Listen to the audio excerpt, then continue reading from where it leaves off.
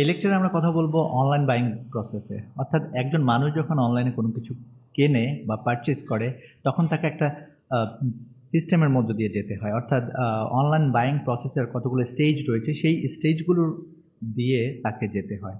আর সেটাই হচ্ছে মূলত অনলাইন বাইং প্রসেস। তো এই স্টেজগুলো কি, সে বিষয়টা নিয়ে আমরা কথা বলছি।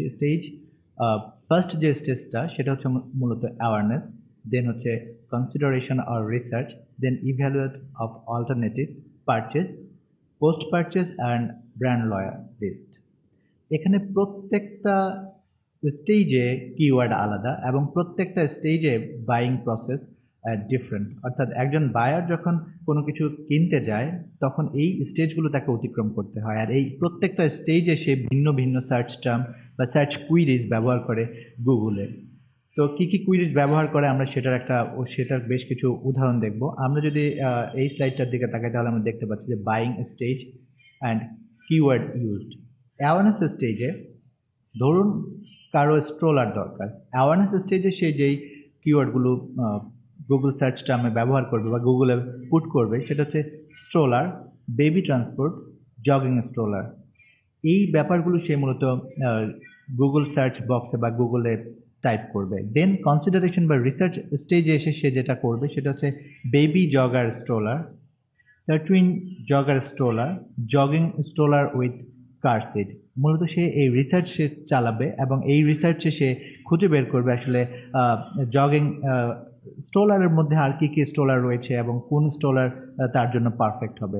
দেন সে ইভ্যালুয়েট করবে, অর্থাৎ বেশ কিছু কতগুলো স্ট্রোলারের মধ্যে সে বেস্ট যেটা সেটা খোঁজার চেষ্টা করবে। তখন সে যেটা সার্চ করবে সেটা হচ্ছে best jogging stroller, best jogging stroller reviews, best jogging stroller brand. সে মূলত এখানে সে মূলত অল্টারনেটিভসগুলোর মধ্যে ইভ্যালুয়েট করবে। দেন পারচেজ যে স্টেজটা রয়েছে, পারচেজ স্টেজে সে যে কিওয়ার্ডগুলো ব্যবহার করে সেগুলো হচ্ছে মূলত buy jogging stroller online, Bob jogging stroller online for buying বা সামথিং লাইক দ্যাট। পোস্ট পারচেজে এসে সে যে কিওয়ার্ডগুলো টাইপ করে সেগুলো হচ্ছে মূলত jogging stroller repairman, jogging stroller repair. অর্থাৎ সে কিনে ফেলেছে, তারপর সে এটা নিয়ে রিপেয়ার করার জন্য যদি তার পোস্ট পারচেজ কোনো কিওয়ার্ড সে সার্চ করে।